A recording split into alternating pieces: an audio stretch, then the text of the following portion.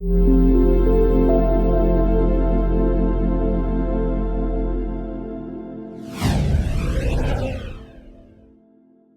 book of Genesis chapter 41.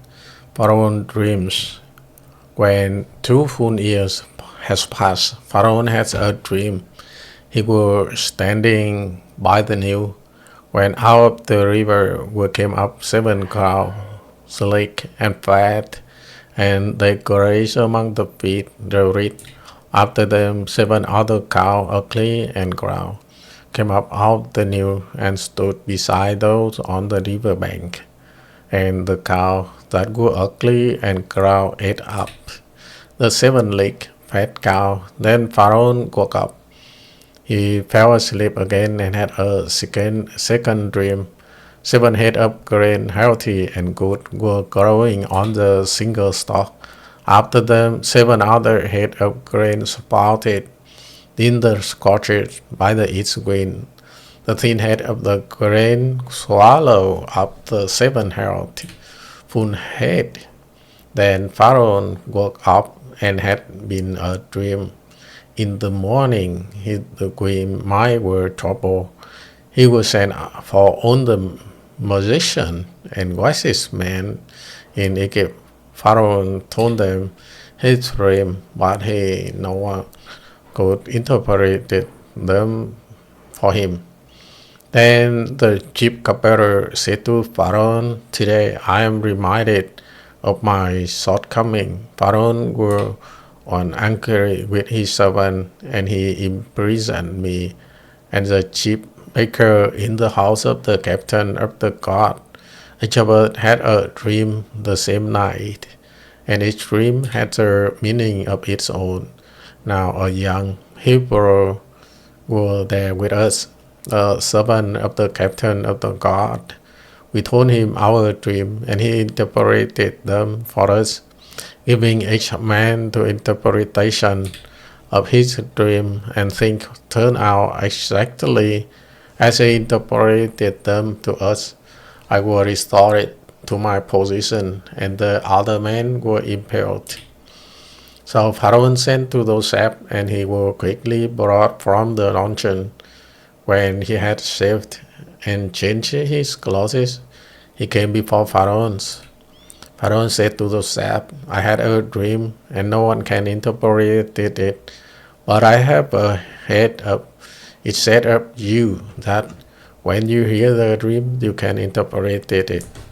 "I cannot do it," Joseph replied to Pharaoh, "but God will give Pharaoh the answers he desires." Then Pharaoh said to Joseph, "I am in dream.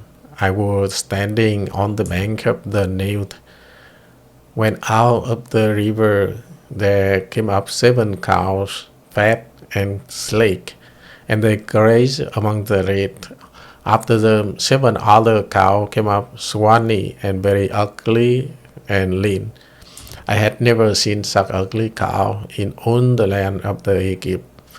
The lean, ugly cow ate up the 7 fat cows that came up first. But even after they ate them, no one could tell that they had done so. They looked just as ugly as before. Then I woke up. In my dream, I saw 7 heads of grain, full of gold, going on a slingshot. After them 7 other heads sprout, withered and thin and scorching by the east wind. The thin head of the grain swallowed up the 7 good heads. I told it to the magician, but none of them could explain it to me. Then Joseph said to Pharaoh, "The dream of Pharaoh are one and the same. God has revealed to Pharaoh what he is about to do." Then 7 good cows are 7 years, and the 7 good heads of grain are 7 years. It is one and the same dream. The 7 lean, ugly cows that came up afterward are 7, and so are the 7 worthless heads of the grain scorched by the east wind. There are 7 years of famine It is just as I said to Pharaoh, God has shown Pharaoh what he is about to do. 7 years of great abundance are coming throughout the land of Egypt, but 7 years of famine will follow them. Then all the abundance in Egypt will be forgotten, and the famine will ravage the land.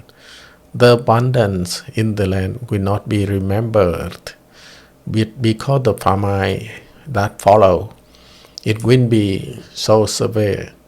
The reason the dream were given to Pharaoh is to form that the matter has been firmly decided by God, and God will do it soon. And now let Pharaoh look for a descending and wisest man and put him in charge from the land of Egypt. Let Pharaoh appoint a commissioner over the land to take the fifth of the harvest of the Egypt during the 7 years of abundance. They should collect all the food of those good years and are coming and store up the grain under the authority of the Pharaoh to be kept in the city for the food. The food should be held in reserve for the country to be used during the 7 years of famine that could come upon Egypt, so that the country may not be ruined by the famine. The plan seemed good to Pharaoh and to all the officials. So Pharaoh asked them, "Can we find anyone like this man? One in whom is the Spirit of God?" Then Pharaoh said to the shepherd, "Since God has made all this known to you, there is no one so discerning and wise as you. You shall be in charge of my place, and all my people are to submit to your order. Only with respect to the throne will be the greater than you, Joseph in charge of Egypt." So Pharaoh said to the shepherd, "I hereby put you in charge of the whole land of Egypt." Then Pharaoh took his signet ring from their finger and put it on Joseph's finger. He dresses on his robe of fine linen and put a gold chain around his neck. He had him ride in a carriage as his second in command, and people shouted before him, "Make way!" That he put him in charge of the whole land of Egypt. Then Pharaoh said to the shepherd, "I am Pharaoh's, but without your word, no one will lift hand or foot in all Egypt."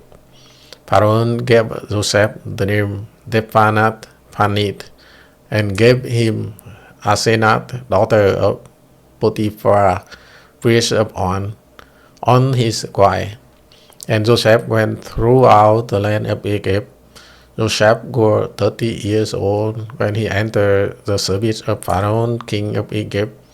And Joseph went out for Pharaoh for ransom and traveled throughout Egypt.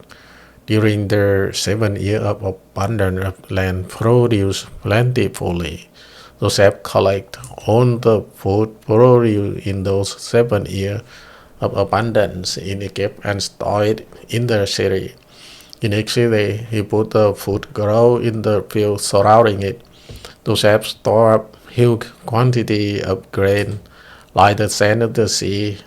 It was so much that he stopped keeping record because it were beyond measure. Before the year of famine came, 2 sons were born to Joseph by Asenath, daughter of Potiphar, priest of On. Joseph named him firstborn Manasseh, and said, "It is because God has made me forget all my trouble and all my father's household." The second son he named Ephraim, and said, "It is because God has made me fruitful in the land of my suffering."